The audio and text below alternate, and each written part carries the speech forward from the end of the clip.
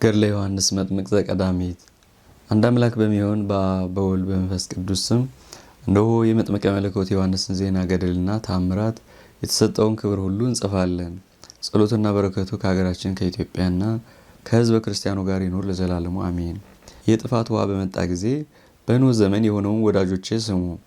የጥፋቱም ውሃ በዘነበ ጊዜ የአዳምና የሔዋንን አጽም ደመና ተሸክማ ወስዳ በገነትና በኢየሩሳሌም መካከል አስቀመጠቻቸው። ያቸው ደመና ያስቀመጠችበትን ምድር ደፈነችው።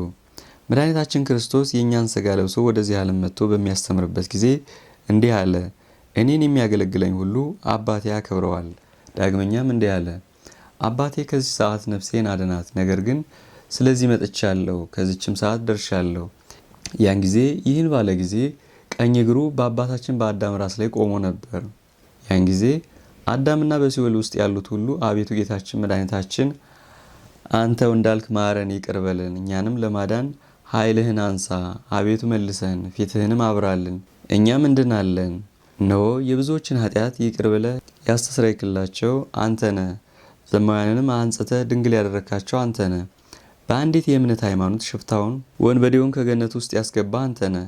አሳዳጅ ተቃዋሚ የነበረውን የወንጌል ሰባኪ ያደረግ፣ ብዙዎችን በኃጢአት ማሰሪያ የታሰሩትን የፈታሃቸው አንተ ነህ። በትልቁ ኃይልህና በቸርነትህ በኃጢአት የወደቁትን አነሳሃቸው። ለእያንዳንዱም በጣፈጠችው አንደበትህ ሸክማችሁ የከበደ ሁሉ ወደ እኔ ኑ፣ እኔ ያሳርፋችኋለሁ አልካቸው እያሉ ፈጣሪያቸውን ለመኑ። ለአባታችን ለአዳም በሰጠው ተስፋ መሰረት ጌታችን ኢየሱስ ክርስቶስ በክቡር መስቀል ላይ መከራን ሁሉ ተቀበለ። ጌታችን መድኃኒታችን ኢየሱስ ክርስቶስ ለአባታችን ለአዳምና ለልጆቹ የሰጠውን ተስፋ ይፈጽም ዘንድ ከሰማያ ሰማያት ወርዶ በሁለት ወገን ድንግል ከምትሆን ከቅድስት ድንግል ማርያም ተወልዶ በጠቅላላ ሕገ ሥጋን ፈጽሞ በሞቱ ዓለምን አድኖ አዳምና ሔዋን ከነልጆቻቸው ከሲኦል አውጥቶ ሞትን ሽሮ አጥፍቶ ከሙታን ተለይቶ በሦስተኛው ቀን ከተነሳ በኋላ ደቀ መዛሙርቱንም እንዲህ አላቸው፣ እነሆ እኔ የአባቴን ተስፋ ለእናንተ ልክላችኋለሁ። እናንተ ግን ከአርያም ኃይልን እስከምትለብሱ ድረስ በኢየሩሳሌም ተቀመጡ፣ ከዚህም አትወጡ አላቸው። ጌታችን ኢየሱስ ክርስቶስ በደብረ ዘይት ተቀምጦ በሦስቱ ሰማያትና በገነት ውስጥ ለመጥምቁ ዮሐንስ የሰጠውን ክብርና ጸጋ የሚያስተምራቸው ሆነ። ጌታችን መድኃኒታችን ኢየሱስ ክርስቶስ በደብረ ዘይት ተቀምጦ ሳለ እኛም ደቀ መዛሙርቶቹ ሐዋርያት ከጌታችን ከኢየሱስ ክርስቶስ ጋር በደብረ ዘይት ተሰብስበን በተቀመጠን ጊዜ ጌታችን ኢየሱስ ክርስቶስን እንዲህ ብለን ለመን ነው። ጌታችን መድኃኒታችን ኢየሱስ ክርስቶስ ሆይ፣ ከአንተ መንፈቅ ተቀድሞ ወንጌልን ያስተማረ፣ እጁን በላይህ ላይ ጭኖ ያጠመቀ፣ በስምህ በማስተማር አንገቱን በሰይፍ የተቆረጠው ለዘመድህ ለመጥምቁ ዮሐንስ የሰጠውን ክብር ታስረዳን ዘንድ እንለምንሃለን።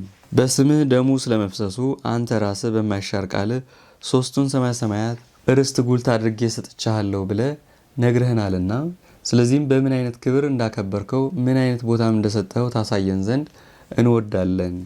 ዳግመኛም አባቱ ዘካርያስ እናቱ ኤልሳቤጥ መጥምቁ ዮሐንስ ያሉበትን ተድላ ደስታ የገቡበትን ሦስቱን ሰማያ ሰማያት በሦስተኛው ሰማይ ውስጥ ለመጥምቀ መለኮት ዮሐንስ የሰጠኸውን ተድላ ደስታ ክብር ማየት እንፈልጋለን በማለት ደቀ መዛሙርቱ ፈጣሪያቸውን ለመኑት። ጌታችን መድኃኒታችን ኢየሱስ ክርስቶስም ለንጹሐን ሐዋርያቶቹ እንዲህ በማለት መለሰላቸው፣ ከእናንተ ከንጹሐን ወንድሞቼና ወዳጆቼ የምሰውራችሁ የምደብቃችሁ ነገር የለም። የለመናችሁኝንም ሁሉ እፈጽምላችኋለሁ። ስላጠመቀኝ ስለ ዮሐንስም የጠየቃችሁን አሳያችሁ ዘንድ እነሆ አለሁ አላቸው። ወዲያውኑ ብርህት ደመና ጠቅሶ እንድትመጣ አዘዛት። ደመናዋም ፈጥና መጣችና ከጌታችን ፊት ቆመች።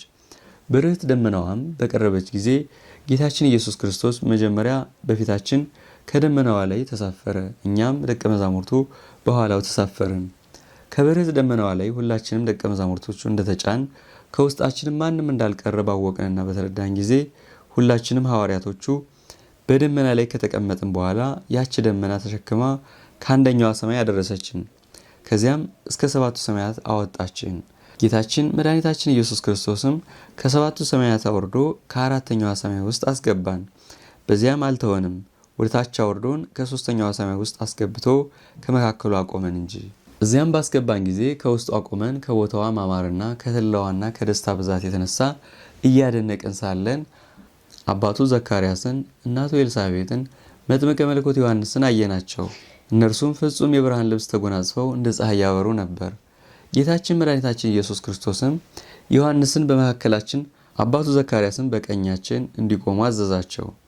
እኛም የጌታችን ደቀ መዛሙርቶቹ ከሊቀ ሐዋርያት ጴጥሮስ ጀምሮ እስከ መጨረሻው ማትያስ ያለን ሁላችን በማዕረጋችን ተርታውን ቆምን። ጌታችን መድኃኒታችን ኢየሱስ ክርስቶስም ከሦስቱ ሰማያት ውስጥ በፊታችን እየተመላለሰ ለዘመዱ ለመጥምቀ መለኮት ዮሐንስ የሰጠውን የሦስቱን ሰማይ ዳር ድንበር ወሰን ከየት እስከ የት ድረስ እንደሆነ በውስጧም ያለውን ተድላ ደስታ እንዲህ በማለት ይነግረን ጀመር። ሰው ሁሉ እንደተቻለው መጠን በዚህ ዓለም እጁን በላዬ ላይ ጭኖ ያጠመቀኝን የዮሐንስን መታሰቢያ የሚያደርግ በስሙ የተማጸነ ስሙን አማላጅ ያደረገ ሁሉ ከዚች ከሦስቱ ሰማይ ውስጥ ገብቶ በተድላ በደስታ በክብር ከመጥምቀ መለኮት ዮሐንስ ጋር ይኖራል ብሎ በእውነት ነገረን። እኔ የጌታችን ወንድም ሐዋርያው ያዕቆብ እንዲህ በማለት አስረዳችኋለሁ። ይህንንም በሦስተኛው ሰማይ ውስጥ ለመጥምቀ መለኮት ዮሐንስ የተሰጠውን ጸጋና ክብር ከሰው አንደበት የሰማን ሳይሆን እርሱ ራሱ ጌታችን መድኃኒታችን ኢየሱስ ክርስቶስ ሁላችንንም ሐዋርያቶች በደመና ጭኖን ወደ ሰማይ አውጥቶን በሦስተኛው ሰማይ ውስጥ አቁሞን ለዮሐንስ የሰጠውን ጸጋና ክብር በዓይናችን ማየታችንን በጆሮአችን መስማታችንን እኔ ምስክር ነኝ። ከአንደኛው ሰማይ አንስቶ እስከ ሰባተኛው ሰማያት አውጥቶን አሳየን። ጌታችን መድኃኒታችን ኢየሱስ ክርስቶስ ሰባቱን ሰማያት ካሳየን በኋላ ወደ ሦስተኛው ሰማይ አወረደን። ከእኛም ጋር ከ72ቱ አርድእት ውስጥ የጌታችን ኢየሱስ ክርስቶስን ቅዱስ ወንጌል የጻፉ ማርቆስና ሉቃስ አብረውን ነበሩ። ከዚህ በኋላ ጌታችን ኢየሱስ ክርስቶስ ከመንበሩ ላይ ተነስቶ በፊታችን ቆመ። ሊቃነ መላእክትም ከመጀመሪያው ከሊቀ መላእክት ሚካኤል እስከ መጨረሻው ሰዳክያል ያሉትን ጠራና ከሦስተኛው ሰማይ እኛ ካለንበት እንዲመጡ አዘዛቸው። እኛንም ደቀ መዛሙርቶቹንም ከአባታችን ከሊቀ ሐዋርያት ጴጥሮስ እስከ መጨረሻ ማትያስ ድረስ ሁላችንን በስማችን ጠራንና እንዲህ በማለት ጌታችን ነገረን። እናንተ ንጹሐን ክቡራን ወዳጆች ሐዋርያት ያለ ዘራብሴ ከቅድስት ድንግል ማርያም ስለመወለዴ መጠመቄን በዓለም መከራ ስለመቀበሌ ስለማስተማሬ እጅ እግሬን ተቸንክሬ በመስቀል ተሰቅዬ ለመሞቴ ወደ መቃብር ለመውረዴ በተቀበርኩ በሦስተኛው ቀን ሙስና መቃብርን አጥፍቼ ለመነሳቴ ሁሉ ምስክሮቼ ናችሁ። አሁንም ከዚህ አምጥቼ ከሦስተኛዋ ሰማይ አውጥቼ ከውስጡ አቆሚያችሁ በሦስተኛው ሰማይ ውስጥ ያለውን ሀብትና ክብር ለወዳጄ ለዮሐንስ የሰጠሁትን ጸጋና ክብር በዓይናችሁ ማሳየቴ ምስክር ትሆኑ ዘንድ ነው። ሰው ሁሉ እንደ ችሎታው የወዳጄ ዮሐንስን ዝክር በምድር ቢያደርግ ባጠመቀኝ በዮሐንስ ስም ለነዳያን ምጽዋት የሰጠ ለቤተ ክርስቲያኑ ጧፍ፣ ዕጣን፣ ሻማ፣ መባ የሰጠ የገድሉን መጽሐፍ ጽፎ ወይም አጽፎ ለቤተ ክርስቲያኑ የሰጠ ሰው ሁሉ እኔ መድኃኒታችሁ ኢየሱስ ክርስቶስ አማንዬ ሕያውዬ በማለት በማያብለው በማይሻረው ቃሌ እውነት እውነት እላችኋለሁ የወዳጄ ዮሐንስን መታሰቢያ የሚያደርገውን ሰው ሁሉ በሦስተኛው ሰማይ ውስጥ ያለውን የብርሃን አዳራሽ ሰጥቼው እስከ ዘላለም ድረስ በተድላ በደስታ አኖረዋለሁ። ከዚች ከሦስቱ ሰማያት ከመድረሳቸው በፊት ጻድቃን፣ ሰማዕታት፣ የተመረጡ ሰዎች፣ ኃጥአን ሁሉ በአንድነት ተሻግረውት የሚመጡ የእሳት ባሕር አለ። የወዳጄ ዮሐንስን ስም የሚጠሩ መታሰቢያውን የሚያደርጉ ዝክሩን የሚያዘክሩ ሰዎች ሁሉ ምንም ኃጢአተኞች ቢሆኑ የወዳጄ ዮሐንስን መታሰቢያ ስላደረጉ ባሕረ እሳትን ረግጠው የሚሻገሩበት የወርቅ ጫማ በእግራቸው አድርጌላቸው የእሳቱን ባሕር ዋኝተው በመካከሉ አልፈው የሚሻገሩበት የብርሃን መርከብ እሰጣቸዋለሁ አለን። እኛም ደቀ መዛሙርቱ ጌታችን እንዲህ በማለት ጠየቅ ነው።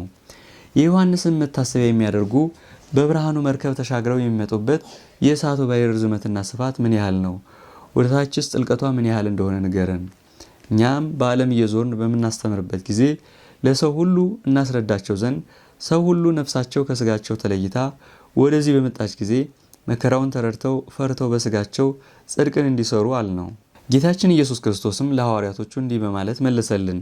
ወዳጆቼ ሆይ የምነግራችሁን ስሙኝ። ወደታች የእሳቱ ባሕር ርቀቱና ጥልቅነቱ በመላኩ ክንድ 144 ክንድ ነው። የመላኩ አንድ ክንድ በሰው 144 ክንድ ይሆናል። ከዳር እስከ ዳር ድረስ ስፋቱ በመላኩ ክንድ 144 ክንድ ነው። የወዳጄ ዮሐንስን መታሰቢያ የሚያደርግ ዝክሩን የሚያዘክር ስሙን የሚጠራ ይህንን ባሕረ እሳት ተሻግሮ የሚመጣበት የብርሃን መርከብ እሰጠዋለሁ። ሰው ሁሉ እንደ ችሎታው መጠን በምድር ሳለ ያጠመቀኝን የወዳጄ ዮሐንስን ዝክር የዘከረ ለተራበ በስሙ ቁራሽ እንጀራ ያበላ ቀዝቃዛ ውሃ ለተጠማ ያጠጣ የገድሉን መጽሐፍ የጻፈ ሰው ሁሉ ወደ ባሕረ ሲኦል ቢወርድ እንኳን የእሳቱ ባሕር ገላቸውን ለመታጠብ እንዳሞቁት ውሃ በጣምም ሳይቀዘቅዝ በጣምም ሳይፋጅ መካከለኛ ለብ ያለ ውሃ ይሆንለታል። የዮሐንስን መታሰቢያ የሚያደርግ ሰው ሁሉ ከእሳቱ ባህር ውስጥ እስከ 30 ክንድ ድረስ ጠልቆ ቢገባና ቢወርድ አያቃጥለውም። ፈጽሞም የሞቀና ፈጽሞ የቀዘቀዘ ሳይሆን እንደ መታጠቢያ ቤት ይሆንለታል። ከውስጧም ቆሞ ገላውን ይታጠብባታል እንጂ አያቃጥለውም። ሰውነቱንም ታጥቦ ከነጻና ከጨረሰ በኋላ መላእክት የሲኦልን በረሃ የወርቅ ጫማ አጫምተውት በብርሃን መርከብ የሲኦልን ባህር አሻግረውት ወደዚህ ዮሐንስ ካለበት አዳራሽ ከ3ኛዋ ሰማይ ውስጥ አስገብተውት ያስቀምጡታል። እውነት እንጂ ሐሰት፣ ጽድቅ እንጂ ኃጢአት በማይናገረው ቃሌ እኔ ፈጣሪያችሁ በንጹሕ አንደበቴ ስለዚህ እንዲህ እላችኋለሁ። ሰው ሁሉ በሰራው ኃጢአት ወደ ሲኦል ውስጥ ቢወርድ የወዳጄ ዮሐንስን ዝክር አዘክሮ ቁራሽ እንጀራ በስሙ ለድሃ መጽዋት የሰጠና ያበላውን ሰው መላእክት ከሲኦል በረሃ አውጥተውት ከዚች ከ3ቱ ሰማያት ያመጡት ዘንድ አዛቸዋለሁ። የዮሐንስ ምርኮ ስለሆነ በሰጠሁት ቃል ኪዳን ወዳጄ ዮሐንስ ከሲኦል ባህር ውስጥ ይገቡ ዘንድ አይተዋቸውም። ቸር መሐሪ ይቅር ባይ ከሆነው ከሰማይ አባቴ ፊት ደርሳ ከመስገዷ በፊት ነፍሱ ብርህት ጽድልት ሆና ወደ እኔ እንድትመጣ አደርጋታለሁ አለን። መድኃኒታችንም ይህንን ቃል ከነገረን በኋላ እንዲህ አለን። ለወዳጄ ዮሐንስ በ3ኛው ሰማይ ውስጥ የሰጠሁትን እንዳሳየኋችሁ በ3ኛዋ ገነት ውስጥም የሰጠሁትን ታዩ ዘንድ ተነሱ አለን። ከዚህ በኋላ ጌታችን መድኃኒታችን ኢየሱስ ክርስቶስ ወስዶ ከ3ኛዋ ገነት ውስጥ ካለው ተክል መካከል አቆመን። በዛችን ቦታ ባቆመን ጊዜ ከገነት ውስጥ ካለው የፍሬዋ መዓዛ ብዛትና ከጣዕሙ የተነሳ ሰውነታችን ተደሰተች፣ በጣምም አድርጋ ነፍሳችን ሰከረች። አታክልቶቹም ሁሉ በጠቅላላው ከታች እግራቸው አንስተው እስከ ጫፍ ራሳቸው ድረስ ፍሬን የተመሉ ነበሩ። ስማቸውም ገውዝ፣ ለውዝ፣ ሰፈረዘል፣ ቀናንሞስ፣ ብርቱካን፣ ሎሚ፣ ኮክ፣ ጽጌሬዳ፣ ሬሄኮ፣ ምታሬ፣ በኩረሎሚ ሁሉ ነበር። ከውስጧም ያለውን ተድላና ደስታ የሽታዋን መዓዛ የሰው አንደበት ተናግሮ መፈጸም አይቻለውም። እኛም የመልካምነቱን ነገር በጣም አደነቅን። ሐዋርያው ቶማስ ጌታችን መድኃኒታችን ኢየሱስ ክርስቶስን እንዲህ በማለት ጠየቀው። ጌታዬ ሆይ ለወዳጅህና ላጠመቀ ዮሐንስ የሰጠኸውን በ3ቱ ሰማያት ውስጥ ያለውን ተድላ ደስታ እንዳሳየህን እንደነገርከን በገነት ውስጥ ያሳየህንን የፍሬውን መጠን ብዛቱን ንገረን። ተምሩም ወይኑም ምን ያህል ዘለላ እንዳላቸው አንዱ ዘለላ ምን ያህል ፍሬ እንደሚያፈራ አስረዳና አለው። ጌታችን መድኃኒታችን ኢየሱስ ክርስቶስም ለሐዋርያቶቹ እንዲህ አላቸው። እኔ ከእናንተ ከንጹሐን ወንድሞቼ የምደብቃችሁ ነገር እንደሌለ በእውነት እነግራችኋለሁ። እናንተም ልብ በማለት እኔ የነገርኳችሁን በልቦናችሁ ጆሮ ስሙኝ። ቁጥራቸውንም እነግራችኋለሁ። ለእያንዳንዱ ተምር 10,000 ቅርንጫፍ አለው። ለአንዱ የወይን ሐረግ 10,000 ዘለላ አለው። ለእያንዳንዱ ዘለላ 12,000 ፍሬ አለው። የአንዱ አጽቅ ፍሬ 7 ጋን ይመላል። አንዱም በለስ 10,000 ፍሬ አለው። የአንዱ የበለስ ፍሬ 3 ሰው ያጠግባል። እንደዚሁም አንዱ የስንዴ እግር 10,000 ፍሬ አለው። አንዱ ቅንጣት አንድ የወፍጮ ቀዋት ይሞላል። ለእያንዳንዱ የአትክልት ፍሬ 10,000 አበባ አለው። የእያንዳንዱ አትክልት ፍሬ ርዝመቱ በሰው ቁመት ልክ ነው። እንደዚሁም ለኩምታሬውም 10,000 ፍሬ አለው።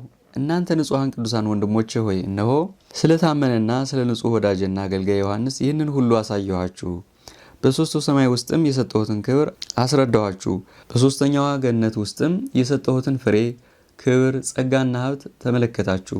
እነሆ ሰው ሁሉ በምድር ላይ የወዳጅን የዮሐንስን መታሰቢያ ያደረገ ሰው ሁሉ ይህንን የገነት ፍሬ በነፍሱ እየተመገበ በተድላ በደስታ ካጠመቀኝ ከወዳጅ ዮሐንስ ጋር ከዚያ ይኖራል።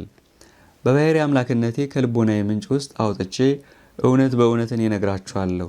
የወዳጅ ዮሐንስን ዝክር የሚያዘክረውን ሰው ሁሉ በስሙ መልካሙን ሥራ በምድር የሠራውን ሁሉ ሰማያዊት ኢየሩሳሌምን እሰጠዋለሁ። ወደ ሲኦል የሚገቡ ዘንድ አልተዋቸውም። ለወዳጅ ዮሐንስ በሰጠሁት የብርሃን መርከብ ባሕረ እሳትን ተሻግረው በገነት ውሃም ታጥበው ከኃጢአታቸው ነጽተው በሰው ልብ ያልታሰበውን የሰው ዓይን ያላየውን የሰው ጆሮ ያልሰማውን እግዚአብሔር አብ ለሚወዳቸው ለቅዱሳን ወዳጆቹ ያዘጋጀውን የዘላለም ሕይወትን ይወርሳሉ እንጂ። በፊቴ መንገዴን የጠረገ ከእኔ ተቀድሞ መንፈቅ ያስተማረውን የሰባኬ ንስሐ የዮሐንስን መታሰቢያ ዝክር የሚያደርግ ሰው በእውነት ንዑድ ክቡር ነው። እውነት በእውነት እነግራችኋለሁ የወዳጅ ዮሐንስን ዝክር የሚያዘክር ስሙን የሚጠራውን በዓሉን የሚያከብረውን ሁሉ በ3ኛዋ ሰማይ ውስጥ ያሳየኋችሁን የብርሃን አዳራሽ ሰጠዋለሁ። የሐዋርያት አለቃ ቅዱስ ጴጥሮስ ጌታችን ኢየሱስ ክርስቶስን እንዲህ በማለት ጠየቀው። ጌታችን አምላካችን መድኃኒታችን ኢየሱስ ክርስቶስ ሆይ የወዳጄ ዮሐንስን መታሰቢያ የሚያደርጉ ሰዎች ለወዳጄ ዮሐንስ በሰጠሁት የብርሃን መርከብ ተሳፍረው ባሕረ እሳትን ተሻግረው ወደ 3ኛዋ ሰማያት አዳራሽ ውስጥ ይመጣሉ አልከን። ጌታችን ሆይ ላጠመቀ ለወዳጅ ዮሐንስ ስለሰጠኸው የወርቅ የብርሃን መርከብ በምድር መታሰቢያውን የሚያደርገውን ሁሉ ባሕረ እሳትን ተሻግረውበት የሚወጡበት ስለዚህ የወርቅ የብርሃን መርከብ ታስረዳን ዘንድ እኛ እንወዳለን። ለመሆኑ ይህ የብርሃኑ መርከብ ምን ያህል መቅዘፊያ መሪ አለው? ስንትስ ቀዛፊዎች አሉት? ስንትስ መብራት አለው? ጌታችን መድኃኒታችን ለሐዋርያት አለቃ ለጴጥሮስ እንዲህ በማለት መለሰለት። ወዳጄ አገልጋይ ጴጥሮስ ወይ ካንተም ከወንድሞቼ ከወዳጆቼ ከንጹሐን ሐዋርያቶቼ እኔ የምደብቃችሁ ነገር የለም። የለመናችሁኝን ሁሉ ነግራችኋለሁ እንጂ ከእኔ የፈልጋችሁትን ሁሉ ለወዳጄ ዮሐንስም በሰጠሁት በብርሃን መርከብ ውስጥ ያለውን ሁሉ አስረዳችኋለሁ። ለአንዱ የብርሃን መርከብ 7 መቅዘፊያ መሪ አለው። በእያንዳንዱ መሪ ልክ 7 ቀዛፊዎች አሉት። ለእያንዳንዱ መሪ 3 መብራት አሉት። 7 ማብሪያ አለው። ለእያንዳንዱ መቅዘፊያ 7 መብራት አለው። 7ቱም የቀንዲል መብራት በዮሐንስ ስም በምድር ለቤተ ክርስቲያኑ መብራት ለሰጡት ሰዎች ሁሉ ያበራላቸዋል። ነፍሳቸው ከስጋቸው ተለይታ ወደ እኔ በምትመጣበት ጊዜ የሲኦል ጨለማ እንዳያስጨንቃቸው በብርሃኑ መርከብ ተሳፍረው በሚመጡበት ሰዓት ይህ በመርከቡ ውስጥ ያለው መብራት በፊት በፊታቸው ያበራላቸዋል። ቸር ይቅር ባይ ሆይ መሐሪ ከሆነው ከባሕሪ አባቴ ከአብ ከባሕሪ ሕይወቴ ከመንፈስ ቅዱስ ከእኔም ዘንድ ደርሶ ከሰገደና እጅ ከነሳ በኋላ ተድላ ደስታ ከመላበት ወደ 3ኛዋ ሰማይ ወርዶ ላጠመቀኝ ለዮሐንስ በሰጠሁት የብርሃን አዳራሽ ውስጥ ገብቶ በተድላ በደስታ እስከ ዘላለም ይኖራል። ወንድሞቼ ሆይ ቅዱሳን ንጹሐን ለሆናችሁ ወዳጆች ሐዋርያት እነሆ ለወዳጅ ለዮሐንስ መጥምቅ በ3ኛይቱ ሰማይ ውስጥ የሰጠሁትን ተድላ ደስታ ሁሉ እነሆ አስረዳኋችሁ፣ በእውነትም ነገርኳችሁ፣ በእውነትም እነግራችኋለሁ። ሴቶች ከወለዱት ሁሉ መጥምቀ መለኮት ዮሐንስን የሚበልጠው የለም ብዬ እኔ ፈጣሪያችሁ ጌታችሁ በእውነት እነግራችኋለሁ። እናንተም ስለ መጥምቁ ዮሐንስ ያያችሁትንና የነገርኳችሁን ሁሉ በዓለም ሁሉ እየዞራችሁ አስተምሩ፣ ስበኩ። ሰው ሁሉ በምድር መታሰቢያውን አድርጎ ከዚች ከተድላ ከደስታ ቦታ ይገባ ዘንድ አስተምሩ እላችኋለሁ። ሰው ሁሉ ባጠመቀኝ በዮሐንስ ስም በብዙ ፋንታ ትንሽ ቁራሽ ግማሽ እንጀራ ቀዝቃዛ ውሃ ለድሃ ምጽዋት ቢሰጥ እኔ አብዝቼ መልቼ አትረፍርፌ ሰጠዋለሁ፣ ፍጹም መንግሥተ ሰማያንም አወርሰዋለሁ አለን ጌታችን። ጌታችን ኢየሱስ ክርስቶስ ዘመዱ ስለሆነ ስላጠመቀው ዮሐንስ ክብርና ጸጋ ይህንን ሁሉ ካለንና ካሳየን ካስረዳም በኋላ ጌታችን መድኃኒታችን ኢየሱስ ክርስቶስ ወደ ሰማይ ባወጣችን ደመና ላይ በፊታችን ተሳፈረ። እኛም ደቀ መዛሙርቶቹ ከእርሱ ጋር በኋላው ከደመናው ላይ ተሳፈርን። ከዚህ በኋላ ወደ ምድር አውርዶን ከደብረ ዘይት አድርሶን በዚያ አስቀመጠን። እኛንም ከዚያ አድርሶ ጌታችን መድኃኒታችን ኢየሱስ ክርስቶስ ከእኛ ጋር ቆመና ጸሎት ጸልዮ በግልጽ ባረከን። እኛም የባሕሪ ምስጋና ቀረብንለትና የባሕሪ ስግደትን ሰገድንለት። ስላጠመቀውና ስለ ወዳጁ ዮሐንስም ስላሳየንና ስለሰጠውም ጸጋና ክብር ፈጽመን በጣም አደነቅን።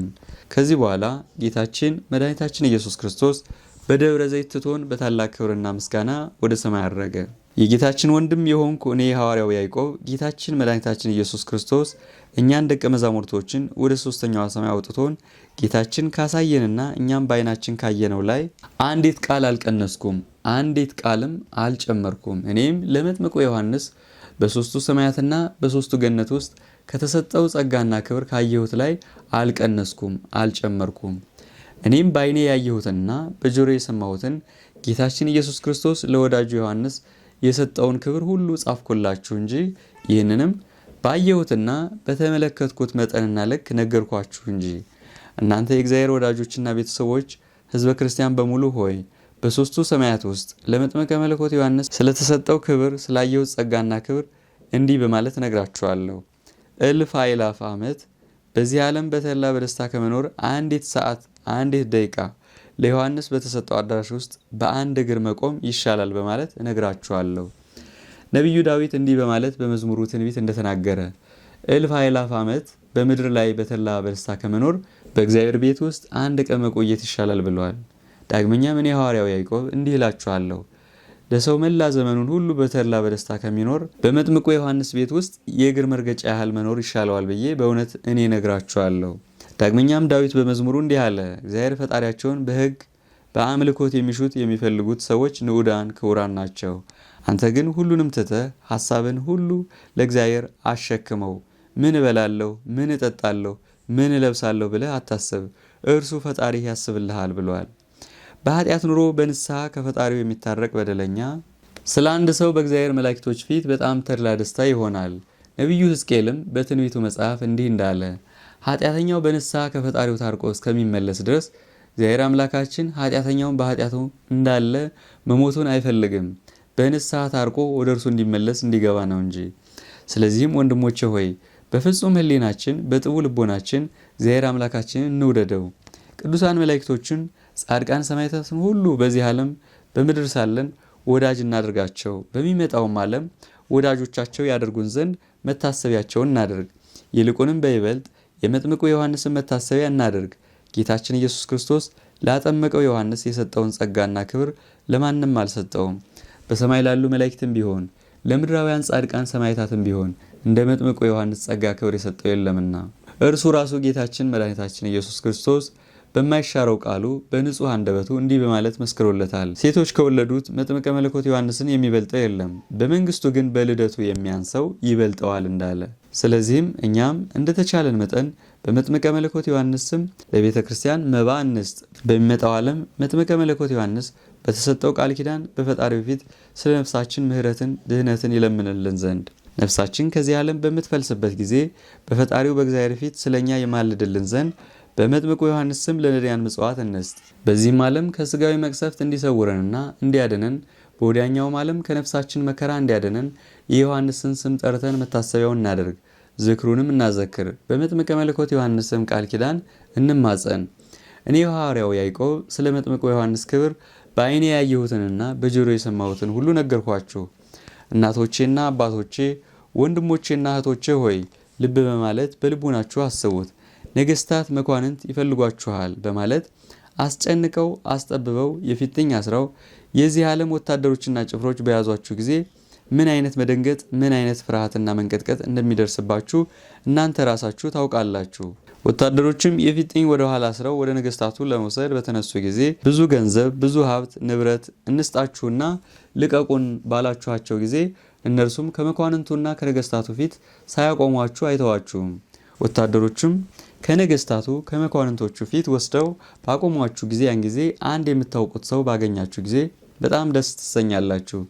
የሚለምንላችሁና የሚማልድላችሁ ንጉሱ በሰላም ይለቃችሁ ዘንድ ዋስ ጠበቃ የሚሆናችሁ ባገኛችሁ ጊዜ ያን ጊዜ ታላቅ ደስታ ይሆንላችኋል። ያም የምታውቁት ሰው ለነገስታቱና ለመኳንንቱ ወዳጃቸው ቀራቢያቸው ባለሟላቸው ስለሆነ ከነገስታቱ ከመኳንንቱ እግር ላይ ወድቆ አማልዷችሁ ለምኖላችሁ አስታርቆ ዋስ ጠበቃ ሆኗችሁ ከሞት ከእስራት እንድናለን ሳትሉ ከሞት አድኗችሁ ከነገስታቱ እጅ ባስለቀቃችሁ ጊዜ ያን ሰው በጣም ታመሰግኑታላችሁ፣ በጣምም ከፍ አድርጋችሁ ታከብሩታላችሁ።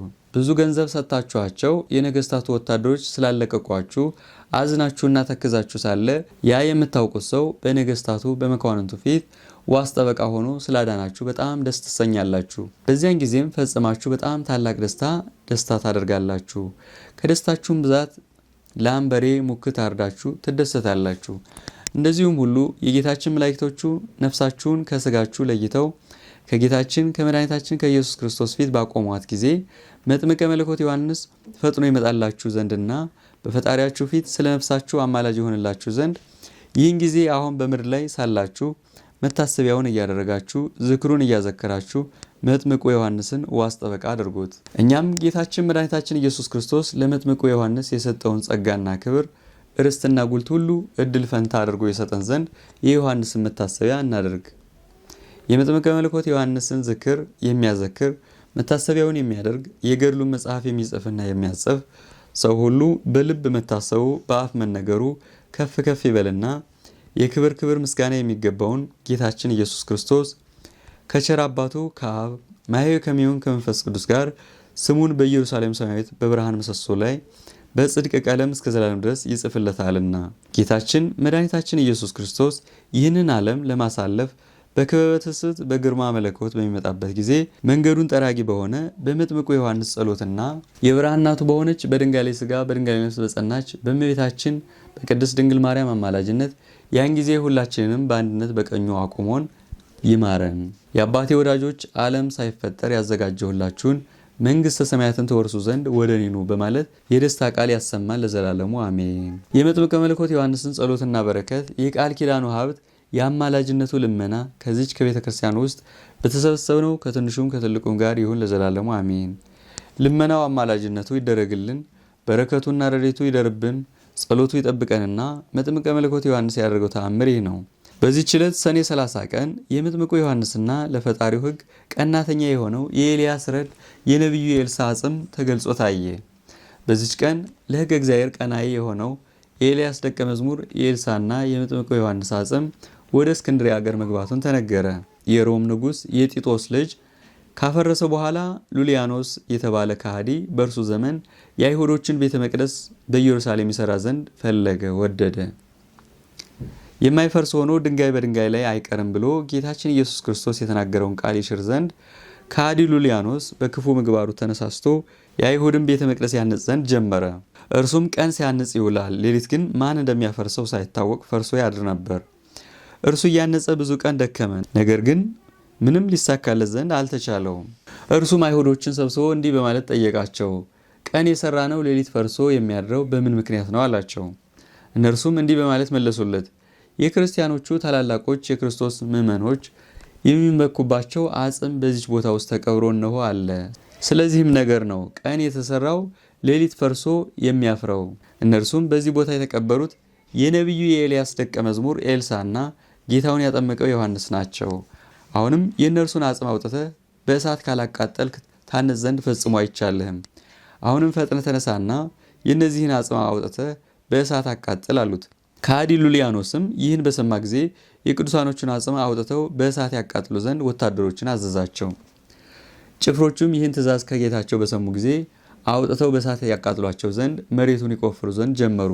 ብዙ ምዕመኖችም መጥተው ብዙ ገንዘብ ሰጧቸውና የቅዱሳኖቹን አጽም ይሰጧቸው ዘንድ ጭፍሮቹን ለመኗቸው። ጭፍሮቹም ብዙውን ገንዘብ ከተቀበሏቸው በኋላ እንዲህ በማለት አማጸኗቸው። የእነዚህን የቅዱሳኖቹን አጽም በዚች ሀገር ላይ አታስቀምጡት። የእነዚህን ቅዱሳን አጽም በዚች ሀገር ላይ መቅረቱን ንጉሱ የሰማ እንደሆነ ዓይናችንን በጉጠት እጅ እግራችንን በሰይፍ ቆራርጦ ስጋችንን በፍላት አቃጥሎ በእንደዚህ አይነት ስራ እኛን ይገድለናል፣ ፈጽሞ ያጠፋናል። የእነዚህን ቅዱሳን አጽም በዚች ሀገር ላይ ያስቀመጣችሁት እንደሆነ እኛንም እናንተንም ንጉሱ ያጠፋናልና አላቸው። እነዚህም ክርስቲያኖች የመጥምቁ ዮሐንስና የነቢዩ የኤልሳን አጽም ከሰጧቸው በኋላ ይዘው ወደ እስክንድርያ ሀገር ተሰደዱ። የከሃዲው የንጉሥ ሉሊያኖስም ዜና እንዲህ ነው። ጠላቶቹ በእርሱ ላይ ተነስተው በከበቡት ጊዜ ይዋጋ ዘንድም ወደ ጦርነት ሄደ። በጦርነቱም ውስጥ እንዳለ የምስክርነቱን አክሊል ከተቀበለ በኋላ እግዚአብሔር ሰማዕቱ ቅዱስ መርቆሬዎስ በነፍስ ወደ ሉሊያኖስ ላከው። ሰማዕቱ ቅዱስ መርቆሬዎስም ከሃዲ ሉሊያኖስን በጦር ካንገቱ ላይ ወጋው። ከሃዲ ሉሊያኖስም ነፍሱ ከስጋው ከመለየቷ በፊት በእፍኙ ሙሉ ደሙን ካንገቱ ላይ ተቀብሎ በመዘባበት የሰጠኸኝን ነፍስ ኢየሱስ ውሰድ አለና ወደ ሰማይ ረጨ። ያን ጊዜም በክፉ ሞት ሞተ። መላእክተ ጽልመትም ነፍሱን ተቀብለው ከሲኦል ውስጥ ጨመሯት። የመጥምቀ መለኮት ዮሐንስንና የነቢዩ ኤልሳን አጽም አውጥቶ እንዳሳደደ አጋዕዝተ ዓለም ሥላሴም የሉሊያኖስን ነፍስ ከመንግሥተ ሰማያት አውጥተው ወደ ሲኦል አሳደዷት። እነዚህም ሰዎች የመጥምቁ የቅዱስ ዮሐንስንና የነቢዩ ኤልሳን አጽም ወደ እስክንድርያ ወስደው ከአባ አትናቴዎስ ዘንድ አደረሱ፣ ለእርሱም ሰጡት። ስለዚህም ቅዱሳን አጽም ወደ እርሱ መድረስ አባ አትናቴዎስ በጣም ታላቅ ደስታ ደስ አለው። በስማቸውም ቤተ ክርስቲያን እስካነጻላቸው ድረስ በክቡር ቦታ አጽማቸውን አስቀመጠው። ከዕለታት አንድ ቀን አባ አትናቴዎስ ከጸሐፊያቸው ከአባ ቴዎፍሎስ ጋር በአባቶቻቸው አደባባይ ተቀምጦ ሳለ እንዲህ አለ። እግዚአብሔር መልካሙን ዘመን ቢሰጠኝ በዚች ቦታ ላይ በመጥምቁ በዮሐንስ ስምና በነቢዩ በኤልሳ ስም ቤተ ክርስቲያን ሰርቼ አጽማቸውን በውስጡ አስቀምጣለሁ አለ። አባ አትናቴዎስም ይህን መልካም ስራ እየተመኘ ሳለ ሳይሳካለት አረፈ። ከእርሱም በኋላ አባ ቴዎፍሎስ በተሾመ ጊዜ አባ አትናቴዎስ የተናገረውን ቃል አሰበና በመጥምቁ ዮሐንስና በነቢዩ ኤልሳ ስም ታላቅ ቤተ ክርስቲያን በእስክንድርያ አገር አነጸ። ብዙ ካህናትና ሕዝቡን ሁሉ ከእርሱ ጋር ይዞ የቅዱሳኖቹ አጽም ወዳለበት ቦታ ሄደ። ከቤተ ክርስቲያን ውስጥም ያስገቧቸው ዘንድ በታላቅ ክብር በምስጋና በማህሌት በዝማሬ ተሸክመዋቸው ሄዱ። በመንገድም ሲሄዱ ከአንዲት ቤት አጠገብ ደረሱ። በዚያችን ቤት ውስጥ 40 ቀን ሙሉ በምጥ ተይዛ የምትጨነቅ አንዲት ያልተጠመቀች አረማዊት ሴት ነበረች። ያችም ሴት ወይ አትሞት ወይ አትወልድ ሌሊትና ቀን ተጨንቃ እየጮኸች 40 ቀን ሆናት። ከህመሟም ጽናት የተነሳ ለሞት ደርሳ ነበር። በእንደዚህም አይነት የምጥ ሕማም 40 ቀን ሙሉ ተጨንቃ ሳለች የቅዱሳኖቹን አጽም ይዘው በመንገድ ሲሄዱ በእጃቸው እያጨበጨቡ በእግራቸው እያሸበሸቡ እየዘመሩ ሲያልፉ በቤቷ መስኮት አሻግራ የካህናቶቹን ምስጋና ሰማችና እንዲህ በማለት ጠየቀች። ይህ የምሰማው የምስጋና የማኅሌት ድምፅ ምንድን ነው አለች። ሰዎቹም እንዲህ በማለት መለሱላት፣ ይህ የመጥምቁ የቅዱስ ዮሐንስና የነቢዩ ኤልሳዕ አጽም ነው። ካህናቶቹም እንደሚገባቸው በወርቅ መጎናጸፊያ አስጊጠው አክብረው ተሸክመው በምስጋና በማኅሌት ከቤተ ክርስቲያን ውስጥ ለማስገባት ይሄዳሉ አላት። ያችም ሴት ይህን ቃል ከአንደበታቸው በሰማች ጊዜ እንደሚደረግላት አምና ሳትጠራጠር በጸናቸው የተቀደሰችው የሃይማኖት ቃል ያን ጊዜ እንዲህ በማለት ልመና አቀረበች። የተቀደስከው የእግዚአብሔር ባለሟል ቅዱስ ዮሐንስ ወይ ከዚህ ሕመሜና ጭንቀቴ አድነኝ። እነሆ እኔ በምጥ ሕመም ወይ አልወልድ ወይ አልሞት 40 ቀን በጭንቅ ተቀምጫለሁና። መጥምቀ መለኮት ዮሐንስ ወይ በፈጣሪ ኃይል ከዚህ ጭንቀቴና መከራዬ ያዳንከኝ እንደሆነ በጌታ ስም ተጠምቄ ፍጹም ክርስቲያናዊት እሆናለሁ። አንተም የእግዚአብሔር ባለሟል ቅዱስ ዮሐንስ ወይ ፈጥነህ ድረስልኝና ከዚህ የምጥ ጭንቀት አድነኝ። ይህንንም ቃል ተናግራ ከአፏ ከመጨረሷ በፊት ፊቱ እንደ አጥቢያ ኮከብ የሚያበራ ወንድ ልጅ ወለደች። ያን ጊዜ ከእርሷ ጋር ካሉት ሰዎች ጋር በጣም ደስ ተሰኘች። ይህንን ድንቅ ተአምር ያደረገውን የዮሐንስን ፈጣሪ እግዚአብሔርን አመሰገኑት።